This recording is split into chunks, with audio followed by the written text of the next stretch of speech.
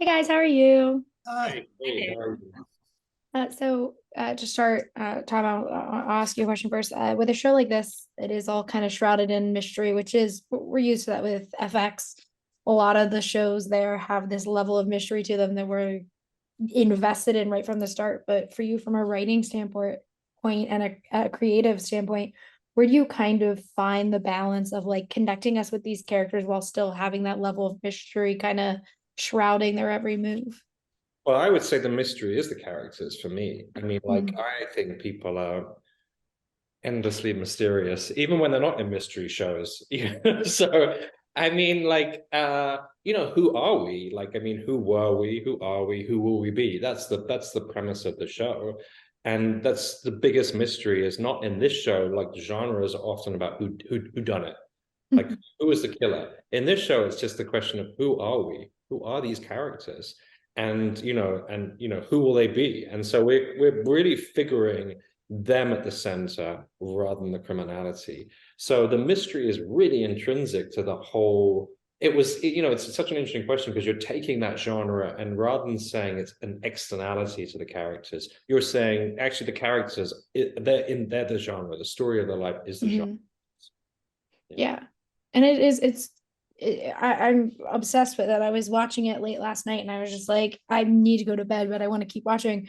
But Joe asked to go to you. Like, obviously, I'm a huge nerd. So I've seen your stuff. I've watched both the Black Panther movies. I'm obsessed with Marvel, all that kind of stuff. But this is so different, and you get to direct, and you're telling this story that is so many moving parts through different decades and following all these friends as they were.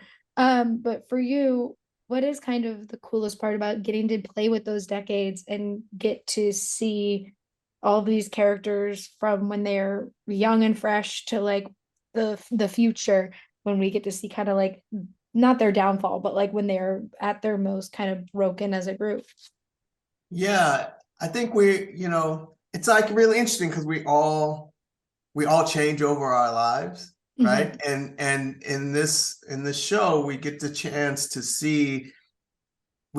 like helicopter in to those different chapters of their lives and juxtapose them with each other to see like, oh, this thing that happened here really affected who this person is in the present or really affected who they are in the past, and we get to track those relationships as well Mm-hmm. and see, oh, they had a little spark here, what happens here, oh, they're at odds, but oh, will they maybe come back to like all of those really fun ways of kind of tracking character and tracking people when you're jumping timelines like this. You're able to actually experience those on screen, and emotionally be present for those Mm-hmm. different parts of their lives, and to see how they grow. We all change, so it's a fun thing to be a part of.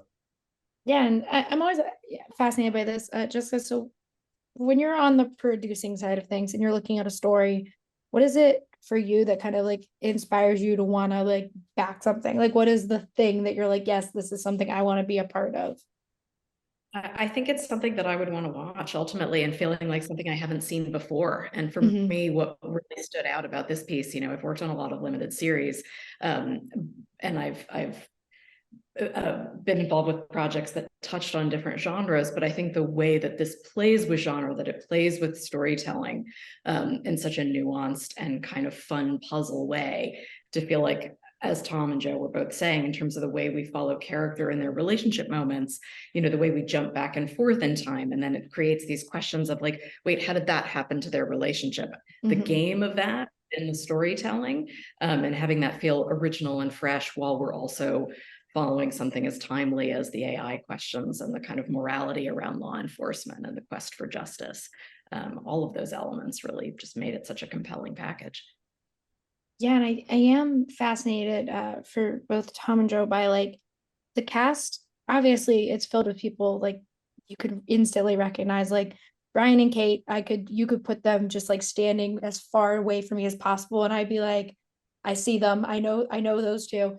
And you mix it very well with like people that like if you're obsessed with TV, you probably have seen Brian or like a lot of the other cast, but like it melds really well. So I want to know, how much of the cast did you guys know going into this when you're creating the story, and how much was it just like they came after it was all said and done, and the world just, they created it from what you guys had done previously?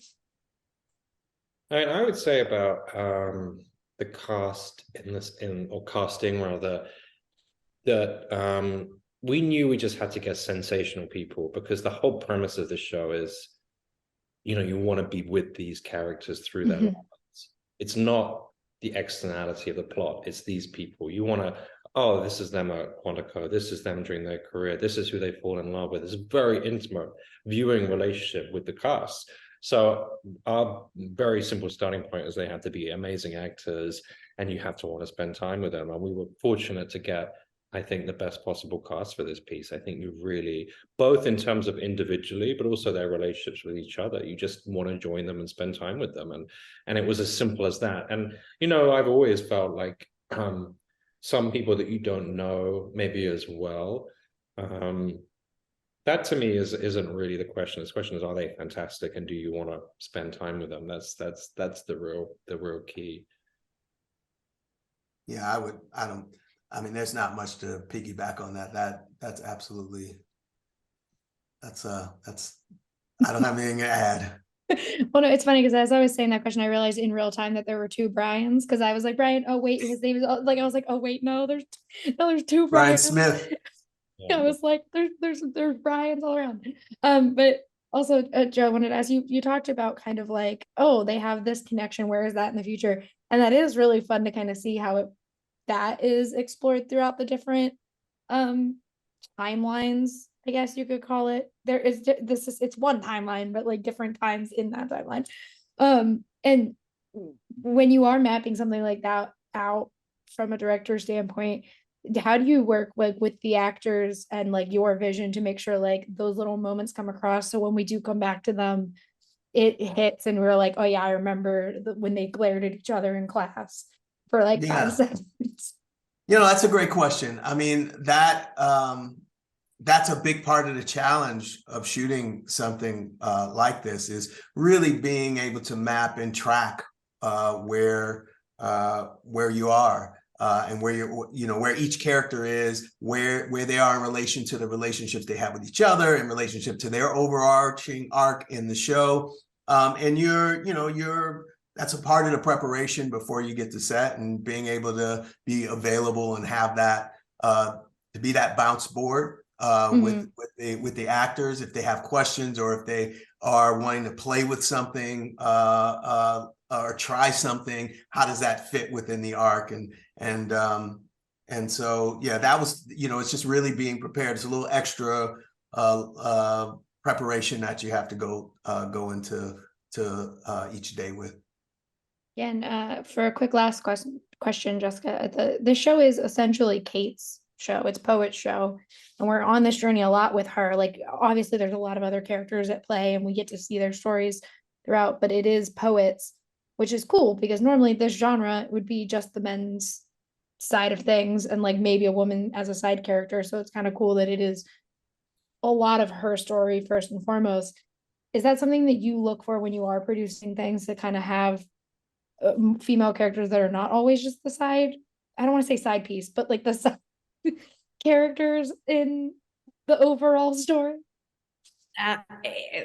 Female characters as lead agents, absolutely. It's a necessity, I think, in our world, and has been for a long time. I would say with this piece, to me, it is a pretty even balance between while we start with really following Poet, I think it's two-hander in a way between Kate and Brian Tyree, that we feel their relationship, and both of them as these kind of unconventional characters within the FBI as an institution. But to your question, I think, having female characters that we haven't seen before, having their storylines play out is certainly a key mandate I've always had as a producer.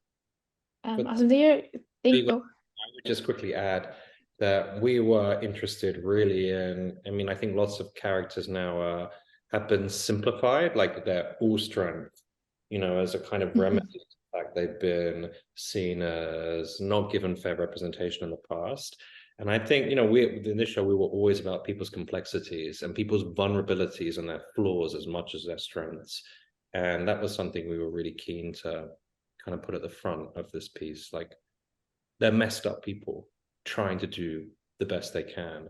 And that the messiness of people's lives, I find really interesting. I think we all found really interesting when we were working on it as a piece. Yeah, I'm fascinated by it. Like, I can't wait for audiences to get to see it and see what they have to say about it. So thank you guys so much for talking with me today. I really appreciate it. A pleasure. Thank you. Our pleasure. Have a great one.